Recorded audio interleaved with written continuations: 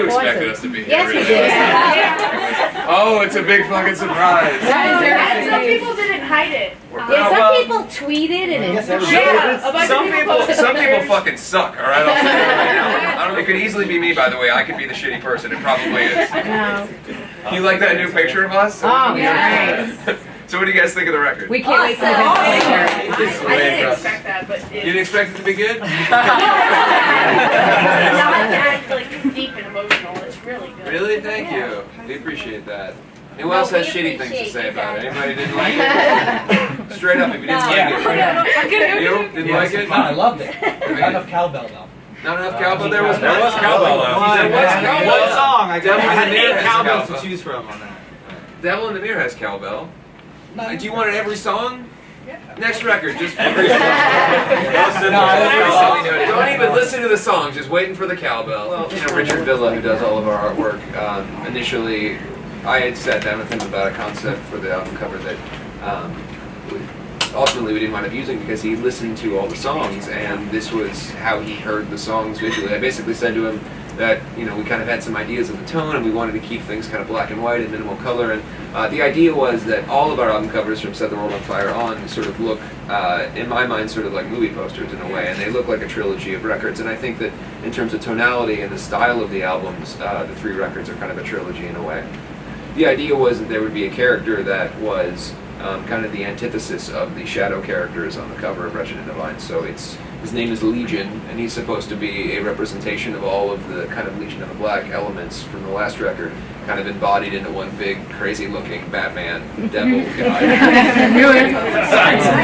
But thank you so much, guys, by the way, for coming and listening to the album. We really do appreciate, all joking aside. It means a lot that you guys care enough about us to do this, and to listen to our music ahead of the release and everything, and to sit in a room with sometimes strangers or sometimes people that don't smell very good or whatever, and to listen to our music is great. So thank you so much, seriously, all joking aside, and I know that Jinx won't say it, but we all love you so much.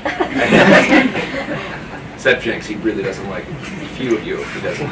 He told me before we came in. And we have another question over here.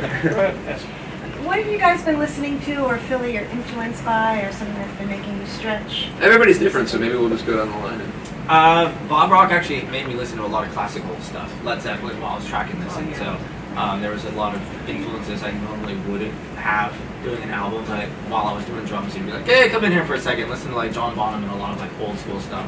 But I listen to everything from like dance to, you know, crazy death metal on my off time, so I'm all over the place. I grew up listening to a lot of Metallica, so like working with Bob Rock was, you know, really awesome to see the new Black Album and all the albums after, and so it was good kind of revisiting all of that for me, listening to that when I was a kid. So yeah, kind of the same boat for me. Metallica, Pantera, that kind of stuff. I think more than anything, it was just listening, not necessarily to particular bands, but records that Bob had done to try to get the sonic qualities of the reasons why we wanted to work with him in the first place. And there's even stuff that wouldn't immediately come to mind in terms of influence for us, but like groups like Our Lady Peace, who we did a record with, and obviously Motley Crue, and obviously Metallica, but also The Cult and elements of different types of music that he had done. Because when you work with somebody that's got a very specific sound or style in terms of what they do sonically, you want to try to achieve the best of what they have. And so, at least in their toolbox. So for me, it was more just listening to the elements of different kinds of music that could, if we were able to cast a light of those sonic qualities onto our music, that it would enhance it. That's very sweet. Thank you. I mean, that's honestly the biggest compliment that we can get, because we've always been pretty open about the influences that we have, and we kind of wear them on our sleeve. A lot of bands try their best, particularly younger bands try their best to have the perception that they invented everything and that they are somehow, you know, sort of omnipotent, like we are the music gods and whatever. And to us, it's always been very clear that we are influenced by these different sorts of bands. And you know, it's been something that for us has been an easy target for people to make fun of, or whatever is the associations with, say, Motley Crue or whatever else. But we wear it proudly. We know that if it weren't for the forefathers in rock and the bands that came ahead of us, we wouldn't have existed. And another thing is we've always tried to make every record different. You know, we don't want to make the same album twice.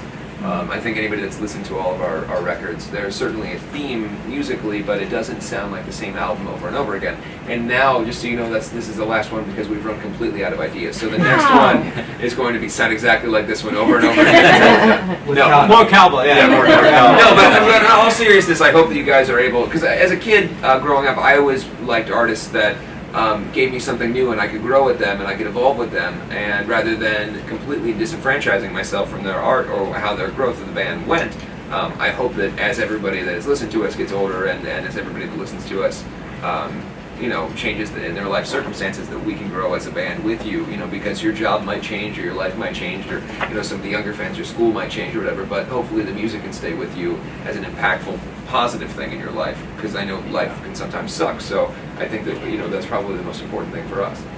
Every song has a different characteristic. Shattered God sounds like a very angry song, but it's more of a kind of a snarky song. It's more, I rarely go out in Hollywood anymore and go to bars, but I happen to make the mistake of going out one night and seeing some people from our past that had been very negative and awful to us, who are now, for lack of a better term, horrible drug dealers.